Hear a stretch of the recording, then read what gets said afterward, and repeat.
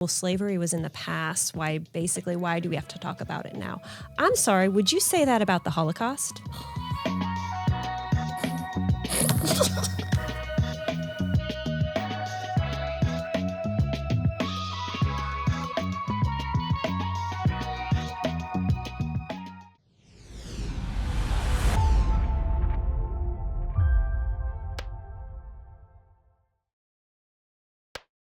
Hey everyone, thank you guys so much for joining. This is Set in Stone, where we are setting in stone the foundational principles of things that are happening across the South.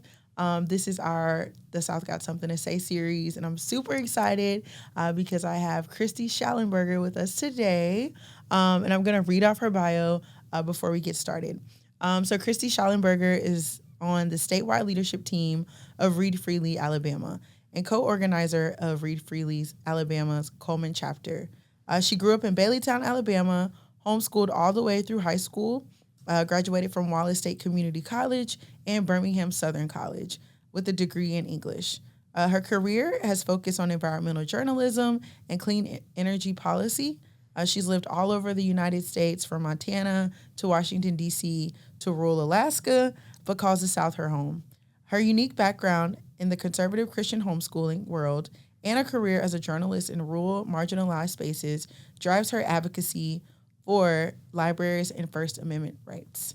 So, Kristy, thank you so much for joining this series that I'm calling The South Got Something to Say. You are from the South, you are the South, and you have a lot to say. Oh, don't I? So I am so excited to really dive in about you and dive in about the work that you're doing. I want to start with the first question, which is, you are playing a huge role in Read Freely, Alabama. So can you start off by telling us a little bit about Read Freely and how, just explain it and its mission and its vision? So Read Freely, Alabama grew out of the conflict that happened in Prattville, Alabama last year, where a group of women, using tactics that we've seen nationwide from Moms for Liberty and other groups like that, started pushing for certain children's books to be removed from the Prattville Public Library. And local Prattville residents who heard them also stepped up to the plate and said, no, you're not the only concerned parent here. And out of that grew Read Freely, Alabama. The group that started calling for the book challenges is called Clean Up Alabama, and Read Freely, Alabama grew out of that and has expanded in the state. And the mission echoes the mission of our public libraries, that everyone deserves to be represented in a library in all the spaces, and the right to receive information and the intellectual freedom to address controversial ideas should not be interfered with by the government. Wow. Amazing. That's good work. That's good work. So what is, what is the primary audience for this type of work that you all do at Read Freely? So the primary audience right now has been local groups local community, small communities, or communities all over Alabama, really, that have been facing challenges like this. So it started in Prattville. It started growing to other places like Dale, Ozark, Coleman, where I, with another person, started a chapter there, Madison County, Huntsville, Limestone, Gadsden, Wow. so many places in Alabama. Mobile is facing some, Baldwin County, Fairhope, Foley, Birmingham, Trussville. And so everyone who has heard about these challenges has been like, okay, where do we go? And so Read Freely's audience is for people who are usually longtime patrons of their libraries and hear about these challenges and want to do something about it. Yeah. So you said it started because of the Prattville situation. So can we kind of start there, and you give us some background and context about what happened? Of course, I'm aware of it, and I want to dive deeper into the things that were taking place in Prattville? Yep. So about over a year and a half ago, really, like I said, a group of mothers coming from a very conservative Christian, I would say fundamentalist, very fundamentalist Christian perspective, allegedly came across a book. Allegedly. We're not sure how it happened. They said that they were browsing in the library and they found a child's board book that was talking about pronouns and how to use different pronouns. And so the very first book they challenged and said that should not be in the library. Notice they not relocate, which we'll get to later about the definitions, but they wanted absolutely removed was a book about pronouns and yes, no, a book about consent, teaching a child about its own body and, the idea of consent. Now, obviously, a child cannot legally consent, but still there is this idea that as you are becoming more aware of child abuse, et cetera, to teach a child, your body's your own. Nobody has the right to touch it. Yeah. So those were the first books that challenged. Well, then it grew that they wanted all the LGBTQ books out of the library. And then they said they only wanted to relocate it. And the fight happened. It was really grueling. There was a contract that the city council was considering to pull funding unless these books were removed or restricted in some way. Wow. And the people that were challenging these books called Clean Up Alabama, Clean Up Prattville, we're closely working with Eagle Forum, Moms for Liberty, Local Alabama, and the Alabama GOP chair, John Wall. Wow. Wait, pause. So if these books were not removed, the city council had already tried to put in place they were going to defund the libraries? Mm-hmm. They were going to basically try to defund the public library or hurt funding. Mm-hmm. Or pull their funding. So most libraries have a lot of different funding sources, but a lot of your small libraries depend heavily on local and state funding. Wow. Okay, can we pause right there?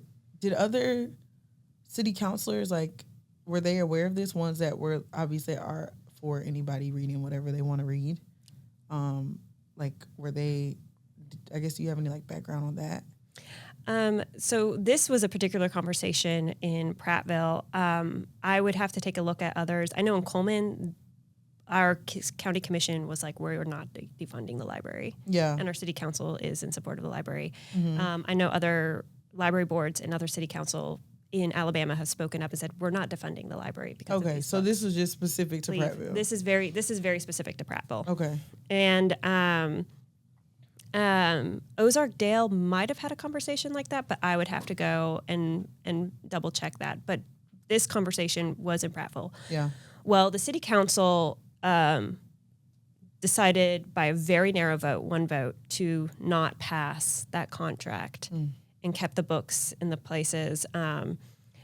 There is, the way these people went about it was using, most libraries have what is called a reconsideration process, to where if you find a book that you think is inappropriate, should not be placed there, you can write a reconsideration form and explain why you think that book should not be there. And it's there because, librarians are not perfect. There might be a book that, you think, oh, this is a child's book, and then parent sees it and goes, it might be more appropriate for an older child. Let's place it in the section where it's there. Yeah. It is not there to be abused for viewpoint discrimination, which is what they were going after, because the content they were going after was LGBTQ and then down the road racial justice books. And they got it from a list from a website that has been linked to Moms for Liberty called Book Looks.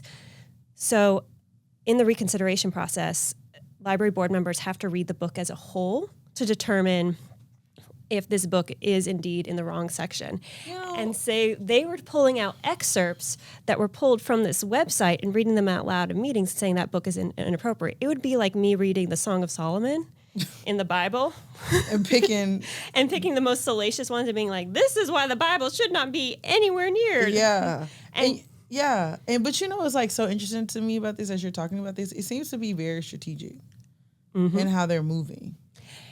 When I say it's a national tactic, it's because Alabama is the latest in a lot of states. That it began in Well, first of all, these tactics have been used since books have existed. I've read, we were actually laughing the other day because we were reading a letter where some authors were blasting fundamentalist parents about their concerns that a certain book of anthology tales, that was kind of an anthology of tales, was inappropriate for children. And they were blasting him, saying, like, this is not, reflects the real world in which we live.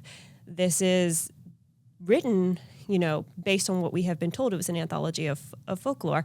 And you cannot determine what other people read for their own children based on your own viewpoints.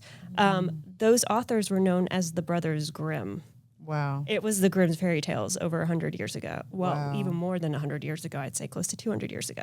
Yeah. So as you can see, this has, as long as there has been a written word, there has been book bans. Yeah.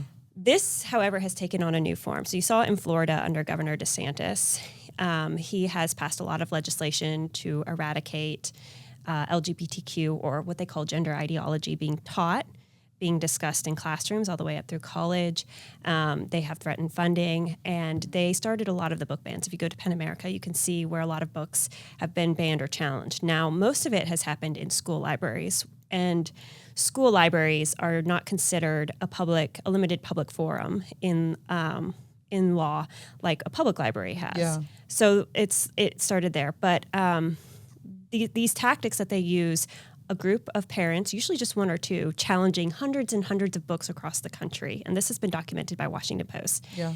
Has been used in Virginia, has been used in Arkansas, has been used in Utah, has been used in Texas, Florida, Georgia, South Carolina, North Carolina, Montana. Like, it has been used all over, and Wow. it just now came to Alabama a year and a half ago. Wow. So when you know all this information about it, what made you say, I want to start the Read Freely Alabama chapter? I want to get involved. Because your bio, I'm not going to lie, you do come from, like you said, a homeschool background, Christian conservative home. Mm-hmm. I guess, like, what has been your journey understanding, like, the truth? Oh, and, like, gosh. what made you want to, like, step up in this role? Because I know that, like, there has to be, like, Yeah. this isn't easy. Like, and I come from a Christian home as well. So, like, I know certain things that, like, other Christians believe versus what I believe now. And banning books off of how people want to, whoever they want to love. Like, I just don't believe that's right, So, Yeah. Tell me a little bit about that journey for you.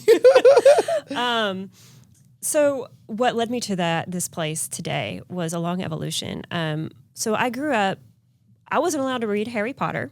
Oh, same, girl. I went right. Same. I couldn't Finally, read Harry Potter. why weren't you allowed? I want to hear why you weren't allowed to read Harry Potter. My mom said it was witchcraft. My mom says that. My mom said that she didn't let us read Harry Potter because it taught you to be disrespectful to adults. If you knew my mom, that's rich coming from her. And I said, my response to that was, well, then why are you letting us read the Chronicles of Narnia? He says adults are stupid. Yes, that's real. That is so real. Why? Because they were disrespectful. Yeah. They were disrespectful, for real. Like, C.S. Lewis literally said, adults are stupid and foolish. Yeah. Dang, that's a good rebuttal. I like that. The fact that I'm still alive is a testament to my mother's support for my current work. I am sure if I ever have a daughter, it will be the daughter's curse. Oh man! One day you'll have one just like you. So, and like I said, I grew up, like, I was raised in the Christian conservative homeschooling environment. My mom let us read a lot. She was, she didn't like Harry Potter, but she let us read other books that other parents might raise an eyebrow at. There was always this sense of books were this powerful vehicle for thought. Absolutely. And so I grew up literally living in the library. We loved our librarians. They watched us grow up. We mostly attended ARAD Public Library, but we also went to Coleman occasionally. Mm-hmm.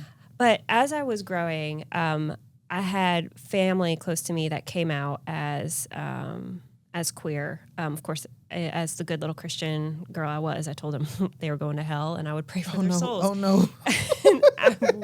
I'm not saying I was I was in it. I was as fundamentalist as they can be. I would out fundamentalist a lot of these moms right now. Oh wow! And the interesting thing happened was that they still maintained their friendships with me. Then I took a philosophy class at Wallace State Community College, taught by a former Navy SEAL turned Baptist preacher whose sole goal was to challenge the way we thought about life. And then I just started being friends with people who didn't grow up the same way, who didn't look like me, who had different backgrounds. And then I started reading a lot more literature. I was an English lit major in college. And like I said, I love to read. I also, when my mother also took the gas off, or the foot off the, I don't know how to put it, but like her whole mantra behind homeschooling was like, there comes a point where you have to jump off the train and let the kid move forward. And when I hit about 15, 16, I mostly was self-directed in my learning and in my reading. Wow. So when I was about to head off to college, I realized I had never read the books that most people read in high school. So I started reading them. Like what books? The Bluest Eye, which a book challenger in Baldwin said should never have been written. I started reading. Are you serious? Yes. Wow. Okay. I started reading Tolstoy. Anna Karenina. Have not read War and Peace. I don't think I can keep track of 800 characters right now. That's a thick book. I read Perks of Being a Wallflower. I went on SparkNotes, not realizing that's how college kids and high school kids cheat on their. And I made up my entire reading list on all those books. So a lot of the books that are being challenged today, I read as a teenager, and just being exposed to books and being exposed to people who were my friends, who were more my friends than my youth group people were. Yeah. Who loved me anyways and just accepted who I was, started making me think, well, why do I believe the way I do? Yeah. So we fast forward to this. I'm watching what's going on in Florida very closely. I worked as a journalist, First Amendment rights, love it. Raucous, free and wild raucous press. Even if I fundamentally disagree with how you're writing, I just think that having the First Amendment and the idea of being able, and I also read the Federalist Papers. I read a lot of I was steeped in what was in the homeschool world known as a classically liberal education. I read George Washington's Rules of Civility. I mean, I was steeped. Yeah. Those Federalist Papers are that's not easy. No, and I remember writing a paper on that 10th, 11th, and 12th grade year. Why all three, I don't know. But wow, yeah. But the framers of our Constitution were incredibly well read and, for their time, progressive thinkers in terms of how they saw the ability to handle controversial ideas. Yeah. So Absolutely. when I caught wind this was happening up in Coleman, and Coleman has a surprisingly large LGBTQ community, and they're all local. They're all born and raised. They're not coming in from out. And everyone knows someone or is related to someone who's gay up there. Wow. And when that was happening, we were like, no.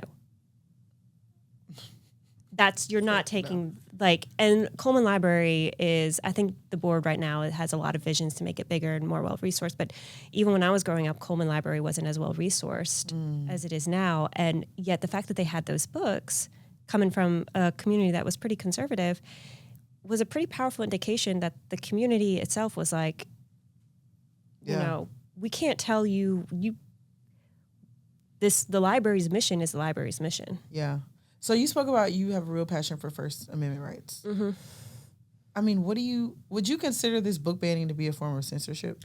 100%. Yeah. Oh, because the first thing you go for are the books. Yeah. They're the easiest thing to suppress. In Read Freely, Alabama, we tell people the books are the proxy for the people. Yikes. The books are the proxy for the people. And You're not lying. You're not lying. Whose stories get to be told. Yeah. And, there's a very cavalier saying, the winners write history, which is why telling the other side of history is so powerful and why people are fighting so hard to stop it. Yes, yeah. And so the reason why I jumped up in Coleman was because I was like, well, this is my community. I was raised here. I have as much say I use the library mostly to, Right. check out books, but also print off my Poshmark labels because I refuse to buy a printer like any good millennial. So I was definitely, every time I go into a community, the first thing I would get is a library card because that was my safe space. That was the space where I knew I could get the books, I could get DVDs. Absolutely. I was safe. I'm safe in a library. Absolutely. I feel that, yeah. And when I saw that, And it was by one woman who had just renewed her library. I don't even think renewed her library card, like that's been printed, but it was one. And I was like, she wanted them completely removed or hidden behind the book counter because they featured LGBTQ. Wow. And our board, they're conservative. These are not, and they were like, we have families here. We might disagree on lifestyle choices, but they have a right. I'm not going to tell them absolutely what they should read. Right. So what do you think? I'm glad you said the people. Say it again. The people and the proxy. What did you say? I said the book bans are just a proxy for the people. Right. They're just a proxy of the people. So what do you think, like, some key factors are, like, driving this movement? Because, I mean, it's taking away censorship, which eventually leads to fascism, in my opinion. What do you think? Well, God, I could go on forever about this. First of all, you have a movement that is being driven by a fundamentalist viewpoint that isn't even shared within its own political party. And the fundamentalist viewpoint believes in what can only be called as politics are the way to achieve God's will. Power is the way to achieve God's will. As a kid that grew up in the homeschool environment, we were raised to be foot soldiers for God. When I say we, I don't necessarily mean a lot of our parents subscribed to that, but we were surrounded by literature surrounding that. You know, you had Patrick Henry College, which is a homeschool college. So a lot of the ideas behind this, and the homeschooling movement is a driver. A lot of these moms are homeschooling moms. And a lot of us on the opposite side have been homeschooled or are homeschooling parents themselves. Yeah. So it's very interesting, but that's the other part. I'm like, a lot of this is driven by this homeschooling mantra of control, absolutely, the child's environment and their intake. A lot of them are taking their kids out because they want a godly worldview, but the godly worldview that they want is often like very centered on the mythology of America. Yeah. To promote a very fundamentalist idea of Christianity. And a very fundamentalist that might be suspect theology. I won't even get into that because then I'll be really nerding out like a homeschool girl. But I'm like, if we have 20 different denominations on how to interpret God's word. Yeah, come on, like, for real. Let's really talk about it. Yeah. Somebody, somewhere. Yeah, absolutely. We have that, Absolutely. so it's being driven by a lot of things, but the ultimate control is because a small amount of people want to have absolute control over children and to live in this incredibly stark environment where you have the umbrella of authority, where the men are in charge, the women are second in command, and the children are just property. The children have no rights. Yeah. And I'm not saying, and this is a very particular belief system. This is not a political, there tends to be one more political party where most of these people tend to belong more. Yeah. But I can definitely tell you there are conservatives that I know and I've talked to who are like, this is too far. It's too far. Yeah. This is not, but they're becoming more but they are mainstream. It used to be fringe. Homeschooling used to be fringe. This is becoming more of a mainstream belief system. Yeah. And even if you don't subscribe to it in that community or in that party, you're starting to see yourself exposed or being pushed into it. Yeah. So I'm seeing a lot of, when you talk about the control and the power and people trying to control like what their kids know about the history of things, it's just been a lot of, how do I say this? A presidential candidate, Trump, said something on Fox News the other day, and he said that if schools were going to teach about specifically like Black history and like slavery and all those things, that he would like defund, the public schools. So I want to kind of cross over into like the book banning conversation about how I feel, and you tell me if I'm wrong.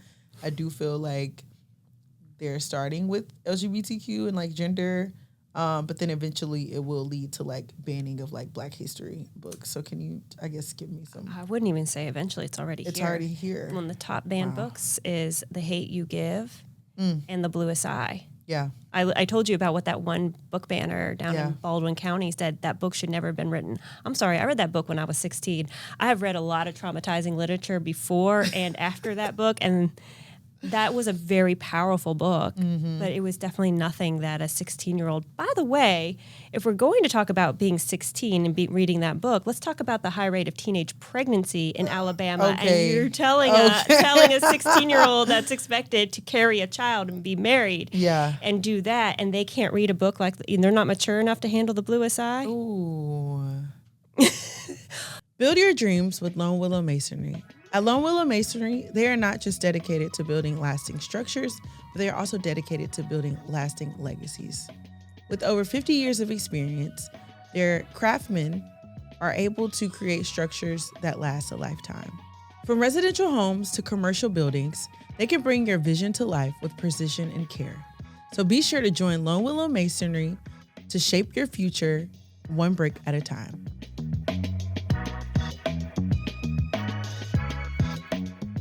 But no, it's yikes! No, we gotta wait. Anyways, I have been dying. I'm just gonna take over the rest of this. That is so real. If we have, hold on, wait. You're telling me. If we have, say it one more time, because I didn't even know that we had we have the highest rates of. I think the South has among some of the highest rates of teenage pregnancy in the U.S. But that's such a good point.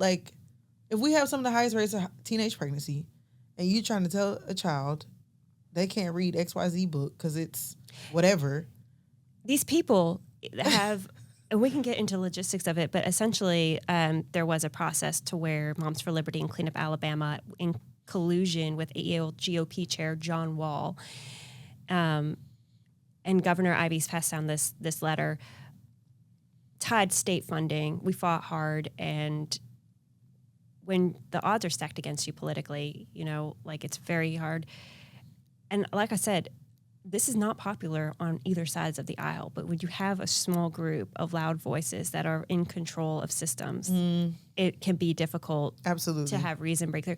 But they tied state funding to excluding sexually explicit material. Well, I grew up where I literally was reading about courtship, and touching hands was sexually explicit. Wow. So what does that mean? And it's really just a guise, and they were, and we keep hitting this over and over, and they're like, well, we just don't want sexually explicit books available to children. We're like, this didn't start over sexually explicit books. You were mad about a book about pronouns. Right. You were mad about a book that was age appropriate, teaching a child about consent. Books like this are used in child advocacy centers when a child has gone through sexual abuse. I got to interview people who did that in Alaska, which has the highest rates of domestic violence and sexual assault in the nation. Wow. These are books that are used to help child survivors, deal with this. And so there's just so many layers to this. But one, they want to they tie state funding to having cards or restricted access until people are 18 to check out these books. 18 to check out books that the board has deemed sexually inappropriate, which could range everything. And the vagueness of this is designed to chill. What is the argument? Because I didn't even know that some of these books are used to help people who have, experienced sexual trauma and things like that. What is their argument as to, I guess, what's their rebuttal? When that argument is presented, why would you try to take away a book that is supposed to help a child that has experienced this harmful thing to them? Children cannot legally consent. It's no, they can't. But that hasn't stopped them from being abused. Literally, that hasn't. By people of authority, and who are some of the biggest abusers. People of authority, yes. Trusted authority figures. Yes. Pastors. Yes. You talk to any girl who grew up during the purity culture movement, I could name a few too. We can tell you that creepy youth pastor. I can't tell you about a queer. I can tell you that. I can tell you. Mm-hmm. I grew up in purity culture. I'm aware. Yep. I can tell you that. We'll tell you about the creepy youth pastor, or the one that married, or a teacher that married a former student of his. We can tell you those real. names. I got a few. Yeah. That's real. That's so real. That's real. And they're acting as if it's not a thing, and being oblivious to what I'm sure they see. There was a pastor in Texas that blamed a 12-year-old for tempting him to abuse her. A 12-year-old? A 12-year-old. A 12-year-old. A 12-year-old. Yeah. So a lot of these are sex education books. Some of them are more robust and older than others, and so they're going to be more detailed about sexual experience, but they're not detailing like, oh, they're not 50 Shades of Grey is what I'm trying to say. They're not erotica. It's literally an education book. There's nothing sexy about reading a sex education book. And a lot of it is designed to empower child survivors of abuse to be like, your body's your own. This is a normal response. What happened to you is abnormal and wrong. Yeah, absolutely. And these people want to keep children in ignorance. And we saw what happened. The Duggars are the most famous example of how they disempowered their daughters from knowledge. And, Josh Duggar, who abused his sisters, is as much of a victim of that mentality as his sisters are. Yeah, yeah. And so we're seeing to disconnect people from knowledge of their bodies, to say that who you love is wrong, and to persecute, frankly. Yeah. Based on a dubious interpretation of a Bible verse dealing with homosexuality. Yeah. There are a million verses telling you not to gossip. Tell me a person here who has, but I think that not gossiping and not lying is... There's so many. Like Book of Proverbs. No gossiping, no lying, calling us fools if we do all kinds of stuff. I had to write down the entire chapters growing up. Like every month I would write down, the Book of Proverbs. Trust me, I know. I would write down an entire chapter a day. I love those short chapters. Absolutely. Absolutely, yeah. You can't tell me. I seem to recall a lot about fools and wicked people going for power. Absolutely. And absolutely. So anyways. Absolutely. But the whole goal is to suppress viewpoints they disagree with. They're going after, another one was called another book that these people in Baldwin went after was called The Southernization of America. And it was talking about racism and racial justice and how the South enabled and empowered it. And the person who wanted that book challenged that book. I forget if they wanted it removed or restricted. Said does not represent traditional Southern values. Traditional Southern values. Yeah, traditional Southern values. Yeah, we know what that means. We know exactly what that means. Yeah. Yeah. So no, you're not wrong. It's not coming for you. It's here. Yeah. The easiest target is trans. Yeah. And that's because there is still, I think, discussion in the progressive circles about, trans rights, et cetera. And so that makes them the easiest target because they're still out there, kind of vulnerable. The second one's LGBTQ. And the third are people of color. And we've already hit people of color. Yep, we have. So do you think, what kind of, just because to me, I see like when you do this, you're taking away representation for all of these communities. And I feel like the message is like, we don't want you here. Do you think that's something that is pretty much happening? Yeah. With these book bans? Because if you were like I said, when I was growing up, I was like, you're going to hell if you're gay. They still believe that. You're going to hell. We don't want you can absolutely change your sexuality. Yeah. You're seeing the absolute hatred toward legal Haitian immigrants that drummed up in Albertville and the lies that were spreading across the internet. And then you have local government saying, this isn't happening here. Yeah. And people being like, but it is. You saw the hatred toward Latino immigrants, the continuation of that. It is a hatred. We don't want you here. You hear that. I mean, I live in Coleman. Yeah. In 2021, we had a kid film himself saying, basically, I'm not going to say, obviously cannot say the word, but death to Black people, white power.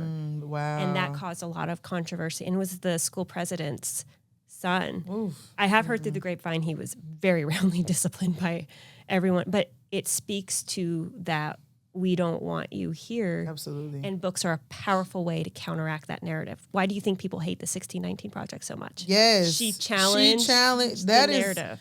That is such a good book. I actually got that book for free back in September at like the Congressional Black Caucus. They have like their annual legislative conference. They were giving that book out for free, and I was like, oh my gosh, this is gold. Like, one of the most powerful books that I have ever read was called Roll of Thunder, Hear My Cry. Yes. And it talks about the Jim Crow era. Mm-hmm. And here's the other thing. Emily Jones, who is the head of the Moms for Liberty Madison County chapter, who has been incredibly active in trying to remove these books, in restricting state aid, just really being so vitriolic. There is a video where she discusses, well, slavery was in the past. Why do we have to talk about it now? I'm sorry, would you say that about the Holocaust?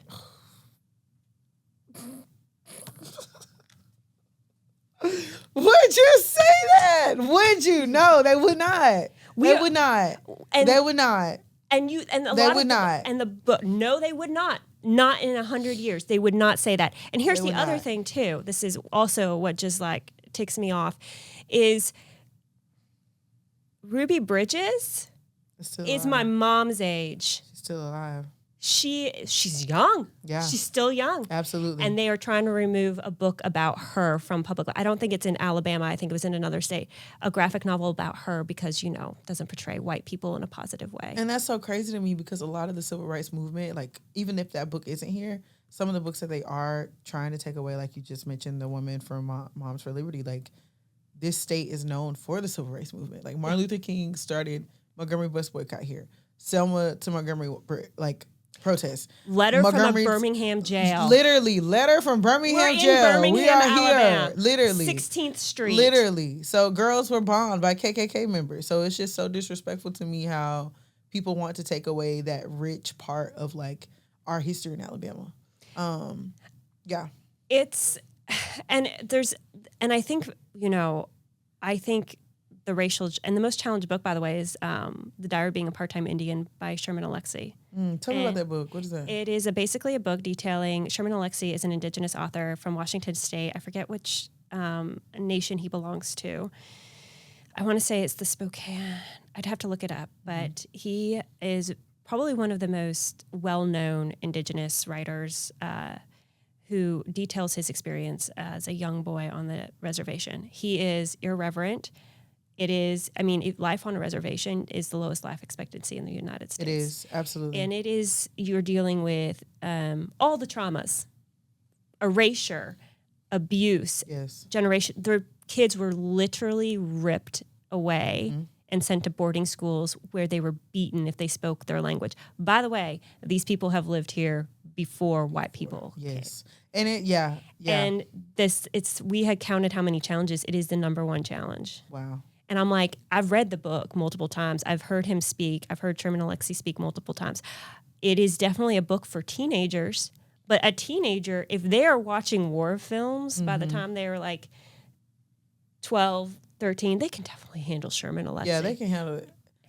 If they watching Harry Potter, they can handle that for real. They can handle Sherman Alexie. And indigenous communities, the way it's been explained to me by friends of mine who are Native, they always have dealt with erasure.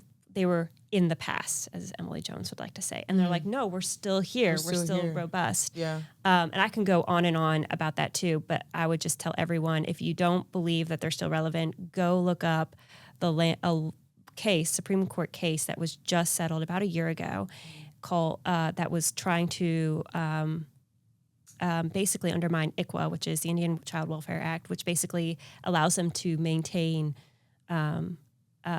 control. Their children are their greatest treasure. Yeah. And so there's a history of people coming in and just adopting out children or putting them in foster care.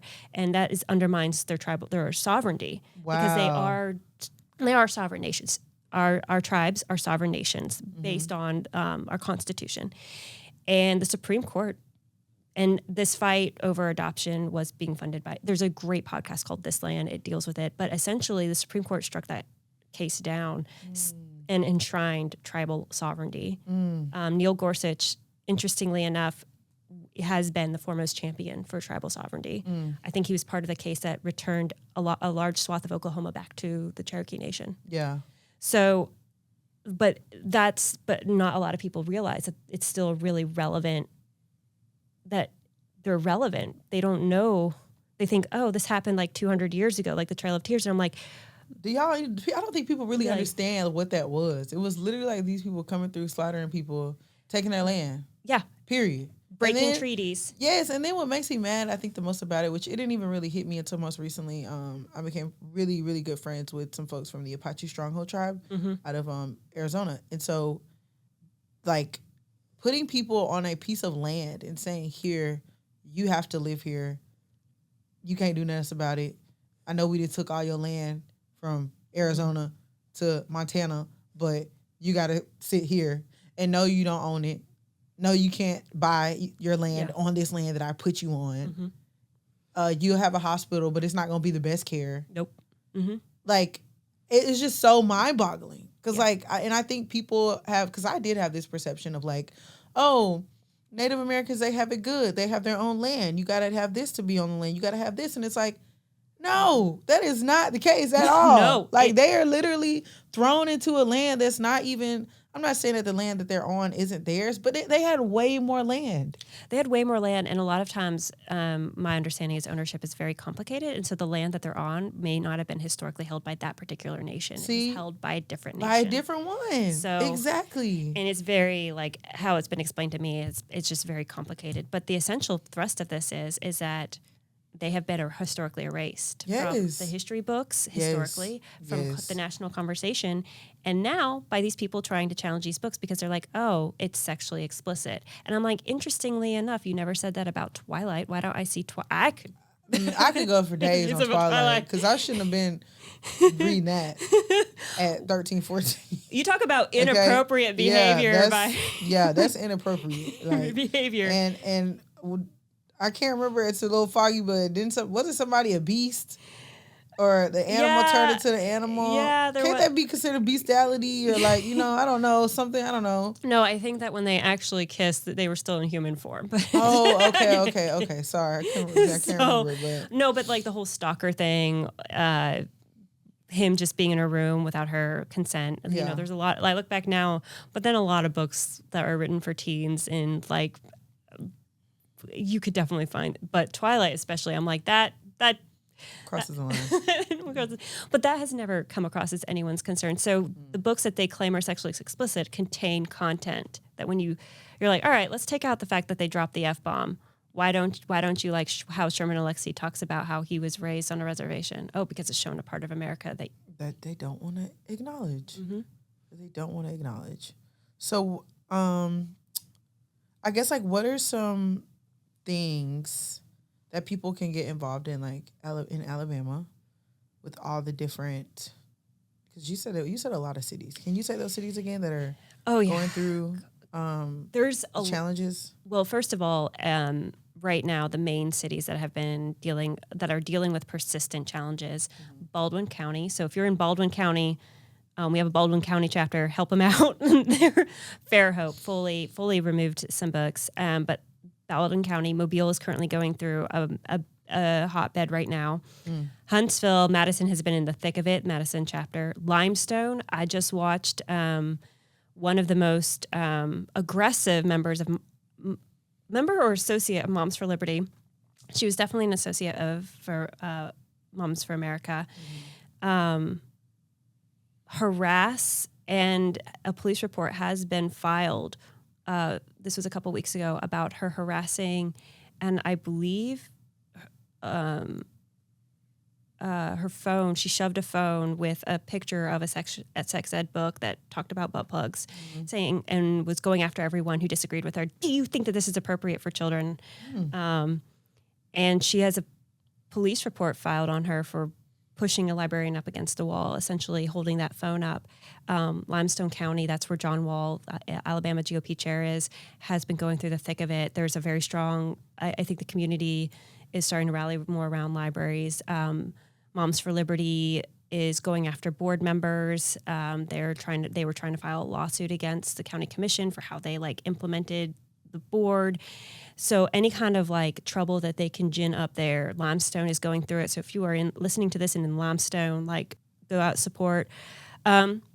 Coleman, they had to make a hard decision about state aid, and they removed entirely their young adult section and put it in the adult section. So that's another form of censorship, is restricting access to books And they had to do that to receive state aid because of the new code changes that were passed this year by the Alabama board. It initially started under Governor Ivey, and then board member Amy Minton, who is the only and most prolific book challenger, colluded with Moms for Liberty to remove a board member from the Alabama Public Library Service. I remember that. Yeah. Yes, so the Alabama Public Library Service oversees state funding for all of your libraries. And so she colluded with Moms for Liberty and Clean Up Alabama, removed a board member, a longtime conservative board member, who said, you guys have basically this is only affecting a couple of libraries. We shouldn't punish every library for challenges facing their local community. Somehow talked Governor Ivey into removing her and got herself appointed, and has now she is among the most anti-trans, and you just go on her Facebook, anti-trans, anti-LGBTQ, and yes, anti-people of color. She has quoted a man named, I think Stousen or Stroud, but he was so racist and he was also in the McCarthy era. He was so racist that the ultra-conservative John Birch Society disowned him in the 50s and 60s for being you gotta so be dead crazy. down dirty racist. If there was a series of questions that a reporter was asking us and asked us to comment on that and about Marxism and allowing obscenity. And I was like, I've read Karl Marx's book as a teenager. That was my mom's thing too. She was like, all right, there are all these figures. And obviously, if you're growing up the way I did, Marxism was as bad as fascism, but we still read, I read Mein Kampf. I'm not Nazi, read Mein Kampf. So and I've read Karl Marx, and I was like, I don't remember anything about obscenity. What I think every society I know has a general good faith agreement. Obscenity is not great. But you can take the definition to be the fundamentalist, which means anything that deals with sex, which is what they're trying to do. Yeah. And so she quoted this guy from a 1963, 60-something interview to this reporter. This reporter asked us to comment, and I started Googling his name. And I was like, this guy is so racist, the John Birch Society disowned him. Why is Amy Minton quoting him? Literally. Why you know is how she racist you have to be for them to remove you? in the 50s and 60s? Literally in Jim Crow era? Yeah. That's crazy. He's gotten a resurgence because of Glenn Beck. I started researching more, but so she has snuck in amendments that the public did not get to comment on that basically pulled from the Prattville policies to essentially forbid books about LGBTQ or, quote, sexually explicit. So the public didn't even get to comment on this in the admin code changes, and John Wall and another board member, Debbie Windsor, managed to push them through without the public comment. Yeah. This was not what we were commenting on. Wow. And so now every library's hands are tied, and they have to make really tough decisions. And so the most vulnerable libraries are in the Black Belt, who barely have enough to keep open, let alone pay one full-time staff. And so to get involved is, I think the biggest thing to get involved with is go to your library, check out a card, support, donate. But the other thing, too, is pay attention to this legislative session. Yep. They have pre-filed a bill, HB4, to jail librarians if obscene content is found, and their definition of obscenity is not the legal definition of obscenity. Let's be real. It's whatever they want it to be. Yep. And the other part of it is there's a bill that aims to politicize library boards, just make it easier for library board members to be removed at the whim of whoever happens to be in charge of appointing it for political reasons. There's no set criteria like if you commit a felony, you should be removed, blah, blah, blah. It's literally just if you don't do it the way we, remove you. And that is to make it easier for libraries to be politicized. Wow. So what kind of resources and programs, I guess, does Read Freely offer to help individuals get involved or what does that look like basically? Just contacting y'all or what? Contacting us. We have a Read Freely private group. We monitor membership. I'm going to do the disclaimer. Posting in that group does not mean it's private, even if it is private. Things get leaked out all the time. Yeah. But we have a Read Freely private group. We have a public page. Reach out to us. we generally try to hear like, okay, what are you doing? And we generally try to give resources. Show up at your county commission, show up at your city council, show up at your library board, and know your state delegation, and make sure that the other side isn't the only voice they're hearing. Yeah. Do y'all have like volunteers, donations, like stuff like that? We do have a link to donate. We do have volunteers. We don't have, basically the volunteers are the ones who step up and say, can I form a chapter and work with y'all to defend our libraries? Some people just reach out and they're like, they might want to do things on their own, but they're like, what resources and tips do you have for us? Yeah. And we will give that to them as well. Like, here's some ideas that you can do. Here's what other ways you can advocate for your library. Yeah. Well, Kristy, this was such a great conversation. Like, you said some stuff I'm going to be thinking about all day, night. There is so much. I want to get into so many. I was like, oh my God, I have so much more. I do want to say one last thing, if I can say. Absolutely. One of the tricks that Moms for Liberty and their acolyte groups like to say is, well, you can purchase a book in a bookstore. We're not banning books. No, we're just relocating books. One of the sneaky things that they are doing is restricting access to books by putting them in the adult section, that the books were written in age-appropriate ways. We're not talking about like, oh my God, I found an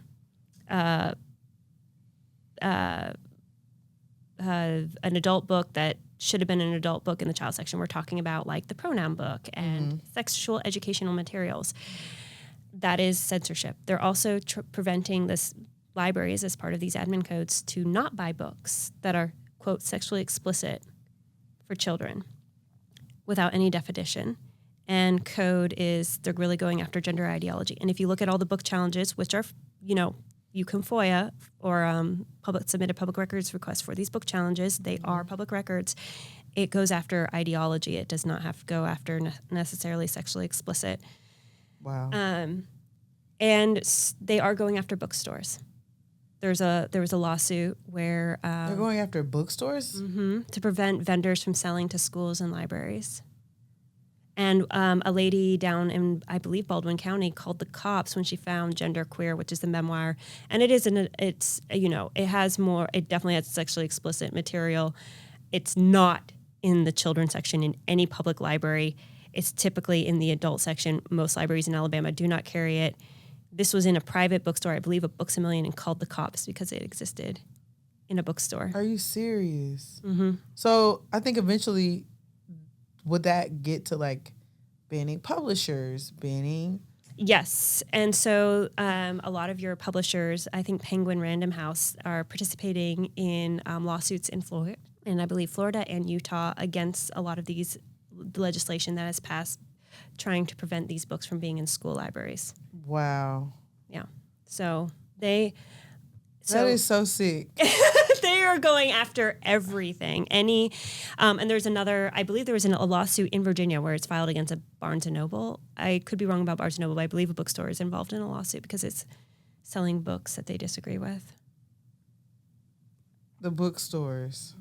So when these people say you can get it off Amazon, they are trying to restrict your access. But I'm not going to lie, it just really reminds me of like when Hitler was burning books. Mm-hmm. So 1819 News CEO Brian Dawson, in a roundtable last year, said he wanted to burn all the books in the library that he essentially Was he a Nazi? Or would they consider him a Christian? Because I want to know. 1819 News CEO Brian Dawson? Yeah, because he said he wants to burn books. That's what Hitler was doing. Well, he would consider himself a good Christian. Nazi. Got it. And and Hannah Mann Reese, who is the founder, one of the founders and one of the original people, she did not start this movement, by the way, contrary to what she likes to tell people. This was a coordinated national movement that finally came to Alabama after hitting up all the other states. She's just one of the many players. She applauded him, and she was like, if it was up to me personally, nearly every book in the library would go. That is disgusting. And we have it on video and published. That is so disgusting. That is their, and this is, look, Coleman, very conservative, and there's multiple ways they're like, parent your own kids. Like, we're not going to, it's a pretty conservative area, and they're not going to go after LGBTQ family representation in the public. Well, one county commissioner did, and I was definitely overruled by his other county commissioners. But like this is not a popular issue on either side of the aisle, but it's become a powerful movement because the people who want it to happen are in positions of power. And the best way you can get involved is to challenge those people at the local arena who are like hardliners and are like, we're going to get rid of these books. And you're like, absolutely not. I'm also a taxpayer. I'm also a citizen. I am also a recipient. I live in this community. You are not going to disempower a community because you disagree with their lifestyle. We didn't come in banning books about Christianity. We didn't challenge books that we disagreed with in these public libraries. That has never been what any of us in Read Freely have done. It has been you. So we're fine with you living your lifestyle. We're fine with the way you choose to parent your child. You know, you choose to homeschool your child. You have that right. No one is coming in here and infringing on your right to make those choices. So why are you doing it to other people? Right. And that is why I'm such a passionate believer of First Amendment rights. Yeah. Man. Kristy, wow. I don't even have anything to say. Yeah. There's so many things, gosh, but get involved. Democracy is only as you know, something Neil Gorsuch said in his, and it's beautifully written defense of tribal sovereignty. Yeah. And he said, the tribes have the right to remain sovereign so long as they shall want it. Mm-hmm. And I think about that line all the time because I think there's a similar time. You can have your democracy if you can keep it. Yeah. And democracy is hard work. Yeah.